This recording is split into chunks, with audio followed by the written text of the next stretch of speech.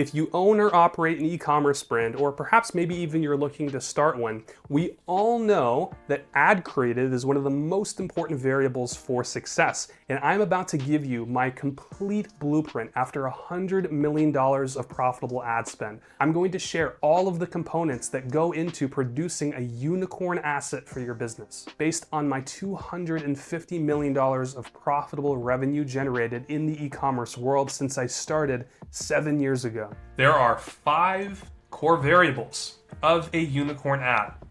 Are there more than 5? Yes, but for 99% of you listening, if you focus on these 5, you will make millions of dollars without having to worry about anything else. So, why complicate the process? Let's break it down, let's make it simple. The first of which is called the medium, also known as the ad format. You have static images, you have short form video, you have mid-form video, long-form video, carousels, and also catalog ads, but I don't really include those as mediums because they're not custom creatives that you have to make. You just connect your catalog to your store and you run the catalog ads.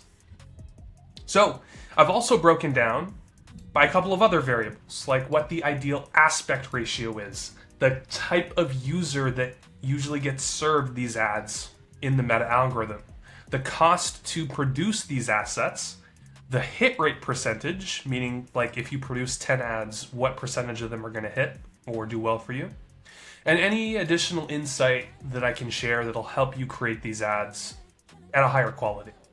So for static images, you're going to want to use a 1:1 or square aspect ratio.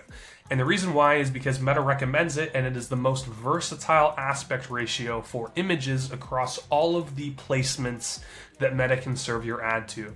Meaning it can hit more users and therefore hit more qualified users. For example, if you instead use the 9:16 aspect ratio, a lot of the important visuals would get cut off in feed placements, which are the most profitable placements for static images. Typically as well, you're going to hit a bottom of funnel user cohort with statics, meaning it's going to get served to users that have maybe already seen a couple of your ads in the past or are in the market to purchase whatever it is that you're selling. It doesn't necessarily mean that they have viewed your ads, although that usually is the case. Maybe they viewed a competitor's ad and they didn't buy the competitor product, but then Meta serves that user your ad with a discount and some offer messaging, etc. And they make a purchase with you instead of a competitor, which is another kind of neat hack. When you produce a lot of static images, most of them are going to capture that existing intent that already lives within your funnel based on the top of funnel ads that are in your ad account, but also your competitors' top of funnel ads, because Meta wants to give a even playing field to multiple brands to try and earn that purchase from the user, right? Additionally, it's actually quite cheap and easy to produce static images, especially with all of the AI tools that people are using nowadays, like ChatGPT images, right? So you can produce ads at a very low cost. Midjourney is another one of them. You could even hire a designer from like the Philippines or Ukraine or Argentina and pay them like $1,000 to $2,000 a month US. And it's actually quite easy. And then they can produce every single day during the working day. They can produce ads for your business and you're never going to run out, just as long as you provide them with the concepts, right? The hit rate, however, on statics is also, just generally speaking, lower than other mediums. And it makes sense because it's the lowest cost to produce. It hits bottom of funnel user cohorts, which are inherently limited based on the size of your business and how much you're spending. Next, we'll move on to short form. And for all video archetypes, you can see for short, mid-form, and long form, you want to produce a 9:16 aspect ratio. That's going to be the best aspect ratio for reels and for stories. And so if you're producing ads in a 1:1 aspect ratio or even a 4:5, you're missing out on that screen real estate. And you don't want to do that. You want to maximize screen real estate. Now as well, short form, mid form, and long form can all hit top of funnel really well, meaning they generate new intent and they bring new users into your meta kind of frame, if that makes sense. Basically your ads get shown to users and they get shown to different types of users depending on the creative that you've produced. So if you produce a creative that is super top of funnel And it has problem unaware messaging. For example, maybe someone is dealing with brain fog, right? And your ad's messaging says something like, "Oh, it's a first person POV story ad, and it's like, I was waking up tired every day. I had no idea what was going on. I just couldn't focus at work, blah, blah, blah." It's like super problem unaware messaging, like you don't know what the issue is. You don't know that you have brain fog. That's the exact type of ad that short, mid, and long form videos excel at using, because you have all of that runway to explain a problem, right? With a static image, it's very difficult to communicate to a problem unaware audience because there's no context. But with a video, and especially the longer videos, mid-form and long form, you can really dive into a story and explain and connect with the user that otherwise wouldn't know that they even had a problem in the first place, right? Mid-form is also really good at bottom of funnel as well, especially if you're talking about like a review style ad from like a UGC creator. And by the way, I segment short, mid, and long form video based on time, right? So if the video is 15 seconds or less in total runtime, it's considered a short form video. And that's not just based on what I have said or what my rules are as an individual. This is based on what Meta says. I have clients where I get on a call on a monthly or quarterly basis with Meta, a very high level rep at Meta, not like your standard outsourced third world country Meta rep. I'm talking about Meta reps that only work with brands that are spending millions of dollars, right? And these reps come prepared with presentations and slides, and they literally show us, hey, like if you want to maximize your conversions on reel placements and story placements, you need to produce content that is 15 seconds or less.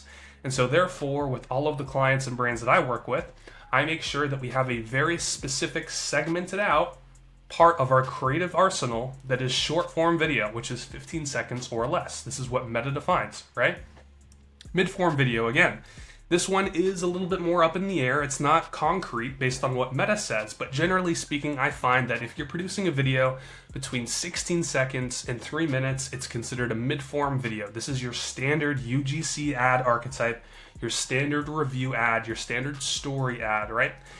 Anything longer than 3 minutes and you're getting into long form territory. This is where you can count like VSLs or long form presentations or like recording a slide presentation as an ad like I am right now, right? Even though this is going on YouTube, but you get the point.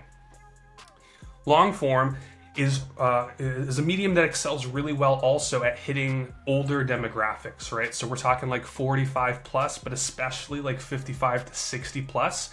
If you have a product that is really marketed towards that age group. For example, hearing aids, right? I used to run ads for a brand called... Ooh, did you guys hear that lightning? Holy crap. It is storming outside. Shocked me a little bit. Okay, so if you guys are running ads for an older demographic, I used to run ads for like a company called Blue Angels Hearing, right? And they sold these hearing aids for seniors. They're like $1,000, crazy. Long form crushed because those users have higher attention spans because they're not scrolling on TikTok all day, frying their brain, right? But they're an older demographic that doesn't quite understand technology and video content and all that the same way that maybe you or I would, right? If you're a little older watching this, sorry, I'm not trying to call you out. I'm just speaking based on what I know. So long form can be really great at hitting those cohorts, right? And then for carousels, it's a bit of up in the air. They're really good for brands that have lots of SKUs and also low AOV. So I had a client that I worked with for about 12 months that actually recently parted ways with for reasons out of both of our control. But they sold these nail wraps, right? Like these wraps that you put on your nail. And they were like $3 a pop. Their average order value was $15, and they had thousands of SKUs. Right? And so carousel ads worked really well, especially when we put together collections, right? So like we had a Halloween collection, we had a Mother's Day collection, we had a summer collection, a winter collection, we had a best sellers collection, we had a glitter collection, we had a sparkle collection, we had a stripe collection, we had a classy collection, right? And we would put carousel ads together based on these different archetypes or nail wrap colorways, so to speak, right? And then we'd have custom copies, send them to custom landing pages based on those archetypes. And carousels can work really, really well for that. And they also hit top and bottom of funnel cohort users.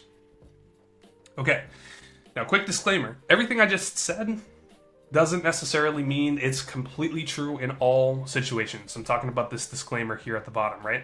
Just because I said that static images can hit bottom of the funnel cohort users most of the time does not mean that you can't produce a static image that hits top of funnel. Same thing with the long form. Just because I said that long form ads work best with an older demographic that you're trying to hit does not mean that you can't create a long form video that hits my age demographic. I'm in my mid-20s, right? You can absolutely create a long form video that hits my age demographic. For example, I'm working right now with a company that has this hair loss restoration red light therapy device that you put on your head, right?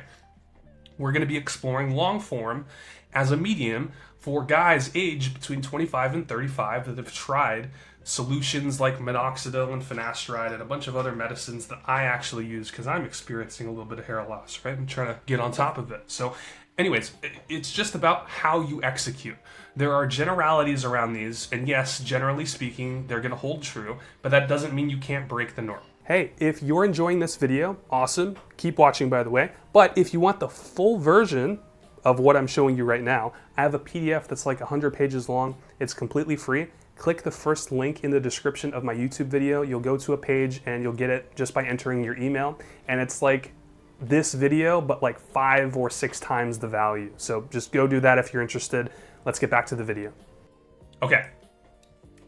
The second variable is going to be your angle or the ads messaging. Another incredibly important component, right?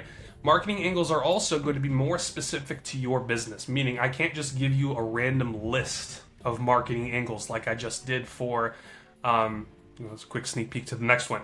I can't just give you a random list like I did for Medium here, right? Because the angle is going to be based on your unique product.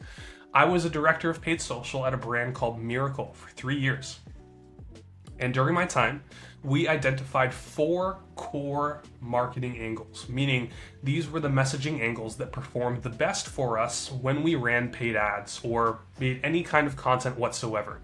These were the reasons why people bought at a super high level in terms of like the features of the product, right? These aren't benefits necessarily.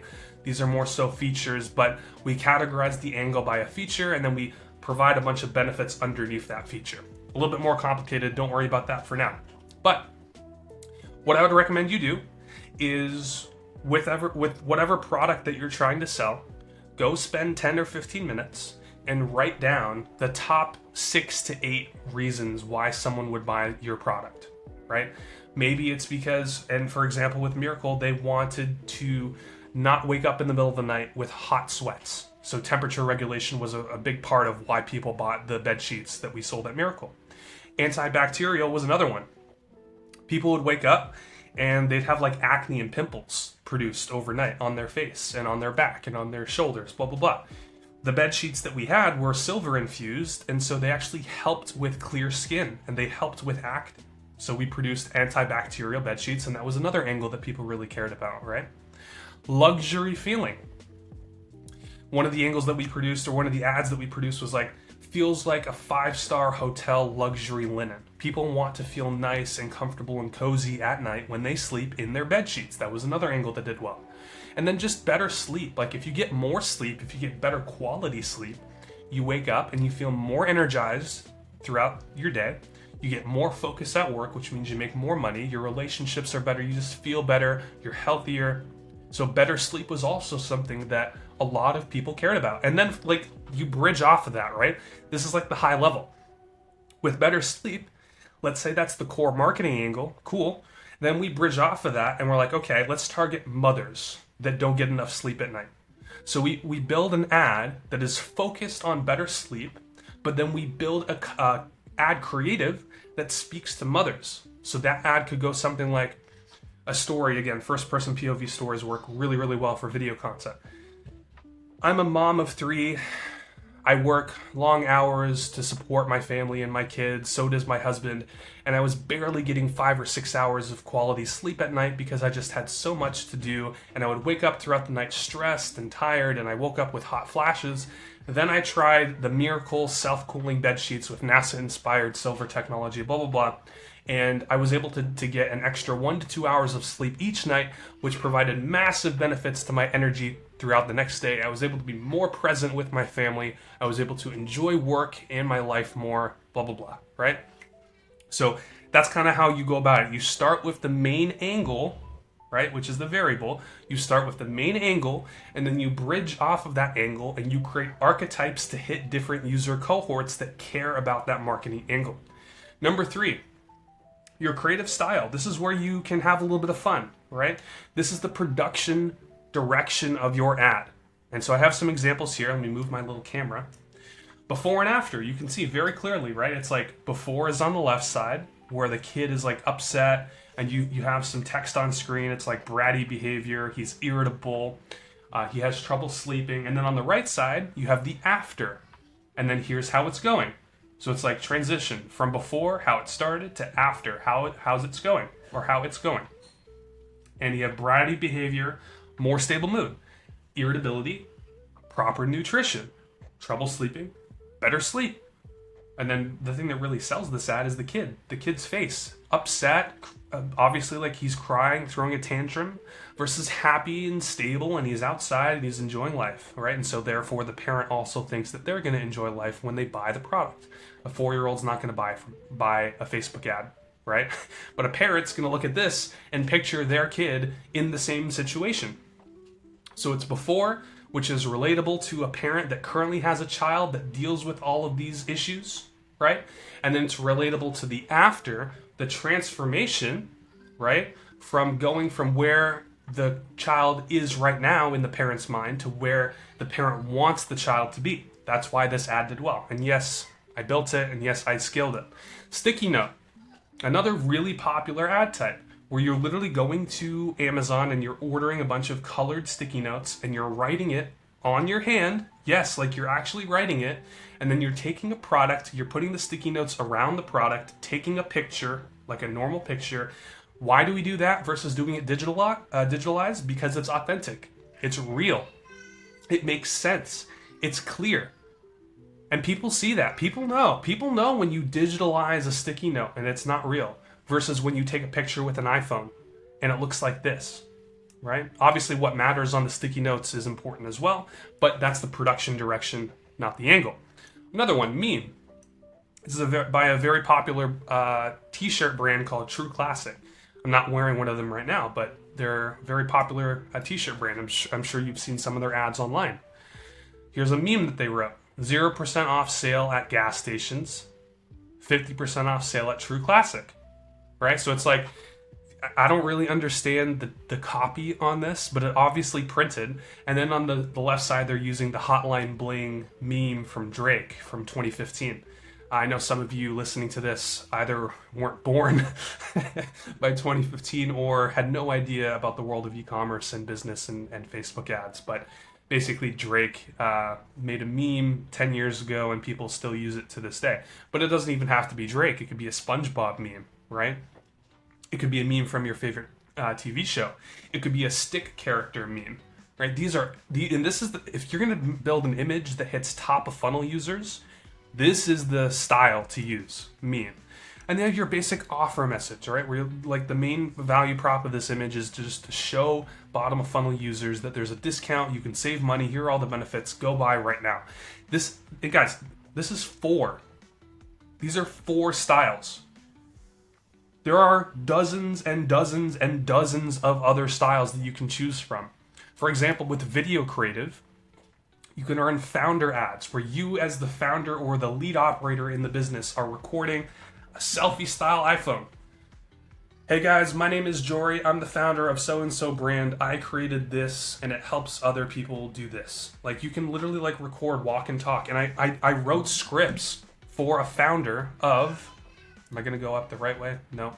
I wrote founder scripts for the CEO of this brand right here, Miracle. He recorded the scripts. he walked outside with his iPhone, and he was like, blah, blah, blah, blah, blah, my name's Victor, blah, blah, blah. And he recorded the scripts, a minute long, minute 30 seconds. He went into some of the scientific aspects of the sheets. He told a story, and they printed millions of dollars. Millions. And they hit top of funnel users as well. So founder ads are also one you could do. You could do like a gear review where you're sitting down and reviewing the product and looking at it. You could do a comment response where you're responding to the comments of all of the like the comments underneath your ads, or the reviews on like Yelp or Trustpilot, right? If you're a larger brand and you have them. There's so much you can do. But the most important aspect of style is that you don't have to reinvent the wheel. Go to your competitor ad libraries on Meta, right? Go and use a couple spy tools like Foreplay or like Motion and figure out what your competitors are using from a style perspective, and then use your product, put your angle into this style, and then produce the ads. The next example here is the landing page, or the next variable, which is your post-click experience. How does this relate to building unicorn ads?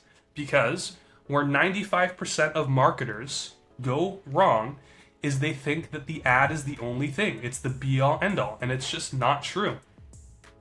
If Meta's algorithm scrapes the landing page before it decides who to show your ads to, then the landing page is part of the creative. It is one cohesive experience.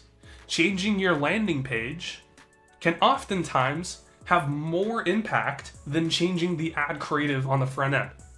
They are two linked experiences that come together to build a customer journey. It is one of the most important variables as it relates to your creative, because if you have a creative, let's go back to the angle example, right? Let's say your ad creative is focused on temperature regulation, but you send traffic to a landing page that is mainly talking about the antibacterial properties of the bed sheets, right? It's incongruent. It doesn't work because what someone is expecting to see on the landing page does not line up to the ad that they just watched and clicked on. So it's super important that our landing page experience matches with the ad experience. And there are 4 main types of landing pages that you can produce. Number 1 is an advertorial. An advertorial, and I'll put some screen recording on right now so you can kind of see what I'm talking about. But an advertorial is essentially coming from a third party, and it's going to explain some of the benefits and the value propositions of whatever your product is. It's going to be laid out in a natural format, not too salesy. And then from that advertorial, they're going to click to a product page. And the product page is where you have all your crazy, wacky stuff like your upsells, your quantity selector, your add to cart button, most commonly bought together, urgency and scarcity, header at the top. Like that's where you have all of your direct response stuff. The advertorial is the bridge between your ad and your product page. You can also send traffic to a collection page, which does work especially for apparel brands and especially for brands with low AOV, high SKUs, low AOV. For example, that nail wrap brand that I was talking about earlier, they sent traffic, a lot of it, or I did, to a collection page because it just did really well. And then you can use conversion rate optimization and AOV optimization to boost the performance of those collection pages as well. Listicles, another great way. Listicles are coming from a first-person POV. That's the main difference between a listicle and an advertorial. An advertorial can come from a first-person POV or a third-person POV. The third person's usually more popular. As an example, the advertorial name could be Granny's Best Hacks of 2025, right? Versus the listicles title comes from Heather Goodwin, and it's writing a first-person POV story about, the best hacks that she experienced as a 60-year-old grandmother to get her kids to want to come over more, right? That's the difference between an advertorial and a listicle. But generally speaking, both of them are the bridge between the ad experience and the product page. So I probably could have reordered this a little bit better, but basically advertorials and listicles are your bridge pages to your product page and your collection page. Can you still run traffic to a product page or a collection page directly? Yes. However, the higher AOV your product is, the more scientific facts and technicalities around your product or the more complex your product is for a user to understand and get the value from, the more you're going to need the advertorials and the listicles first. So for example, if you sold a hoodie or a t-shirt, you probably don't need an advertorial or a listicle to make money. Why? Because everybody knows what a t-shirt is or what a hoodie is. They're a commodity product. Now you can segment yourself out in the market in other ways, but you don't need to explain the value in the way that you would with a laser hair removal device that you attach to your skin twice a week for 2 hours, and here are the science reasons why it works versus a drug that you can get a prescription for. Like, that is going to require much more nurturing than a t-shirt or a hoodie. And so therefore you would use an advertorial or a listicle first before you send traffic to a product page or a collection page. Next variable, the profile. I promise this one will be a little bit shorter.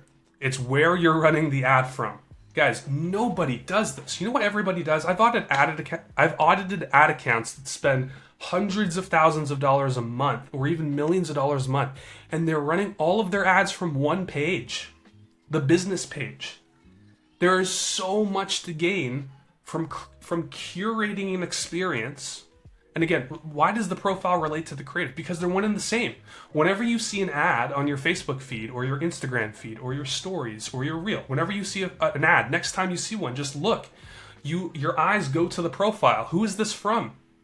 If the profile comes from a corporate page, but the ad is speaking from a first-person POV as a story, it will not perform as well as if it were run from a page with a human face on it and a human name. Why? Because the experience is more congruent with what you're watching. If I'm watching someone tell a story about their life, but it's coming from a company page, I am less likely to trust the authenticity of that story and therefore click on the ad.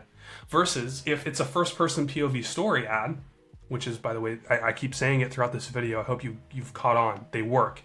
If that's running from a personal page, like Jhori Remington, my personal Facebook and Instagram page, it's going to be much more congruent. People are going to be more likely to click on it because the story and the video of the person in the ad matches up with the profile that the ad is running from. That's just one example. You can also run ads from a theme page. So rather than a company page, like, people don't trust company pages like they do any of these other three, by the way, just as a note. That doesn't mean you can run 0 ads from a corporate page, but I'm typically only running like bottom of funnel images and collection ads from a company page. Everything else that I want to hit a top of funnel cohort with either comes from a personal page, a theme page, which, like, for example, the bed sheets brand that I spoke about, Miracle, we ran from a theme page. It was like Sleep Insiders, like best sleep hacks. That's the name of the page. And it's almost like a group of people are promoting something versus a company. And again, that adds that extra layer of trust and authenticity and relatability to the ad and the experience of someone watching your ad. A whitelisting is also super valuable. That's basically finding a creator on the internet, paying to have their page connected to your business manager, and then you run the ad directly from their page, which allows the algorithm to show your ad to their users on their organic social accounts. But again, it also creates that maximum level of authenticity in the ad experience. And this works exceptionally well, especially when you have a creator that has a large following, has good engagement in your niche. So if let's hypothetically say you sold neckties and dress shirts, right, for men. You would want to go on Instagram and find creators that do like fashion haul of the week type videos, that dress like James Bond and make awesome videos and get a ton of views and impressions, right? You'd reach out to them, say, hey, I'd like to create a couple ads with you. I'll pay you for the ads. I also would like to run the ads from your page, right? And then they'll respond yes or no, and you come up with the pricing and the terms. But the point is, you run the ads from their page. It creates a much more congruent experience, and you also get the leverage of the algorithm being able to target the users that interact with that person's page. And if the niche of your product and the niche of their page line up or are the same, you'll make more money. So profile, again, super important. Can completely change how your ads get served, regardless if you have the same creative and the same landing page experience. Okay, let's talk about the testing strategy. Really simple. Not complicated. We have a creative testing campaign, and then each ad set is a concept. So for example, we go back up here. Let's say that we want to create a concept about temperature regulation and we want to choose the before and after style. We're selling bed sheets, right? Then inside of our testing campaign, we have an ad set. That ad set contains the concept, and that concept has 3 to 5 variations. So we would create this before and after ad, and we would create 3 to 5 variations of it. And what are those variations? Well, you can change one variable at a time. So for example, maybe we change this how it started versus how it's going text as a variable. Maybe we change the photo on the left side as a variable. Maybe we change the colors of this little block behind the text. So rather than pink and green, maybe it's blue and red, right?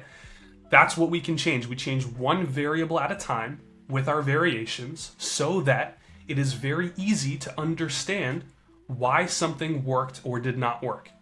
Because if this ad does well, it becomes very easy to go into the ad, analyze the data, and say, we only changed one thing.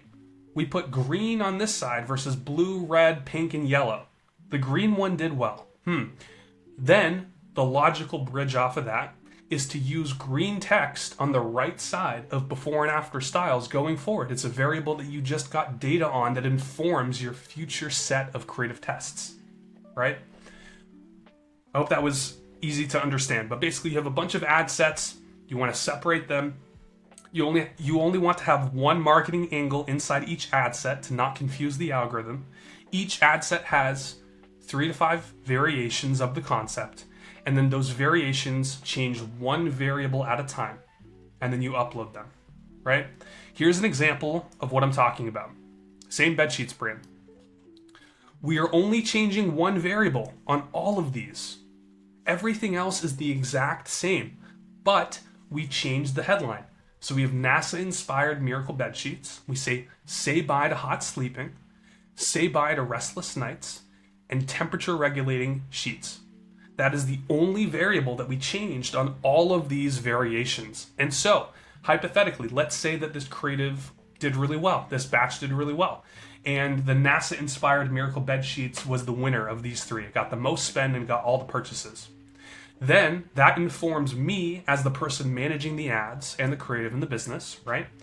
That NASA-inspired miracle bed sheets is a better headline to test new ads with in the future than the rest of these 3, right? And you don't necessarily want to be super black and white about it, but it's informative direction. It gives you a better idea on what to do next. And that's the whole point of creative testing. The whole point of creative testing is so that you have a better understanding of what your market is responding to, so that the next time you upload new ads, you have a higher percentage chance of uploading an ad that's going to resonate with your target market and therefore make your business more money. That's the whole point. Okay, and then on the metrics side, right? Like, how do we measure the success of a creative test? Can I move my face somewhere where it's like not going to impact? Can I change the size dynamically? I don't think so. Sorry, guys. All right, so we have 4 different types of metrics. We have our core metrics. We have our auction-based metrics. We have our stickiness metrics, and then we have our vanity metrics, metrics that don't matter. You're going to be surprised to see them here, but I'll explain. Your core metrics are very simple. Your CAC, customer acquisition cost. How much does it cost to acquire a customer? Very simple. Your ROAS, return on ad spend. How much money do you put in? How much money do you get out? This is what you should base the majority of your decision making on when you're analyzing the performance of a creative test. Then you have your auction metrics. These metrics are going to tell you how your ad is performing in the auction.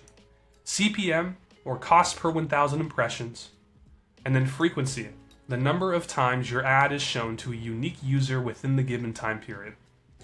So if your ad has high CPMs, generally speaking, it's creating negative user experiences on the platform, meaning Meta views your ad as a liability to its business objective, which is, first and foremost, keeping users happy and engaged on the platform. It's not just making you money and getting your money. It's keeping users happy and engaged, because if users are not happy on the platform, then they have less inventory to sell to you and I. Every user that is scrolling on Instagram right now is inventory for ad placement.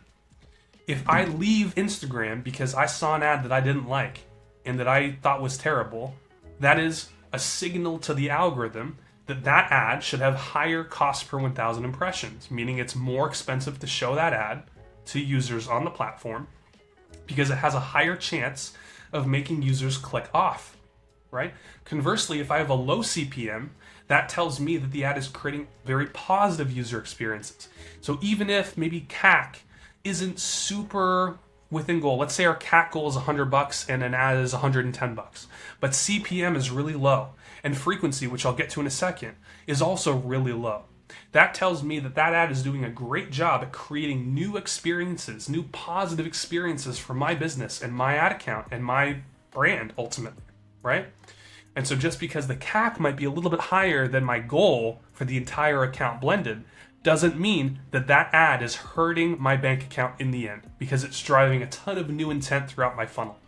Frequency, as I just mentioned, number of times a user sees an ad within a period of time, is going to tell us where in the funnel our ad is. Because remember, creatives do the targeting. We don't set the targeting manually anymore these days, maybe 10 years ago, right? But if an ad has low frequency and you're using broad targeting, that means that the ad is hitting a top of funnel user cohort. If an ad has high frequency, that means it's hitting a bottom of funnel user cohort. Neither of them are good or bad in of themselves. But when we're measuring an ad's success, judged by our core metrics, if an ad has high frequency and high CPM, and it's a bottom of funnel ad, which is what we just inferred by frequency, and the CAC is like $110, you got to turn it off. It's unprofitable. If an ad is unprofitable and it's hitting your bottom of funnel users, turn it off, right? Conversely, if it's a top of funnel ad because frequency is very low and CPM is very low, and it's maybe slightly above your CAC target, it's still profitable to leave on in most cases because those ads feed your bottom of funnel ads. They feed new users through your funnel that allow your bottom of funnel ads to capture that existing intent. If you turn those ads off, your bucket runs dry, and all of a sudden your bottom of funnel ads cost increases. Next up, we have stickiness metrics. These are going to tell you how users are engaging with your ad, right? So we have thumb stop, which is a custom metric that I create called 3-second video views divided by impressions. This is going to tell you the percentage of users that watch at least 3 seconds of your video if you're running video creative. Typically, you want to shoot for 30 to 40% here. That's going to measure your scroll stopping power. How good are your ads at stopping the scroll? Very important. And then you have retention. How many users are watching 25% of your video, 50% of your video, 75% of your video, and 95% of your video. And then you can see if there's a massive drop-off between any of those groups. Maybe there's a massive drop-off between people who watch 25% of your video and people who watch 50% of your video compared to the average in your account. Then you can go into the video timestamp and say, what is shown between the 25% percentile and the 50% percentile of this video? That piece of video content might not resonate with our users. Let's swap it out for something else. Retention is usually more so important for mid-form videos and long-form videos, but it is something you should absolutely be monitoring if you're running those mediums at a high scale. Next, we have vanity metrics. These are things that don't matter nearly at all in the decision-making process. Your cost per click and your click-through rate. Cost per click and click-through rate do not measure for quality. For example, if you had a 10% click-through rate, amazing, right? But you got no purchases, is that better than if you had a 1% click-through rate, but you had a 2x ROAS? Of course. It's not about the volume of clicks. It's about the quality of clicks. You want quality over volume because quality is going to be what determines your CAC and ROAS, not quantity. So, just because an ad has a low CP or a high CPC and a low CTR does not necessarily mean that the ad is not going to perform for your business. It all depends on the creative and the audience that ad creative is targeting.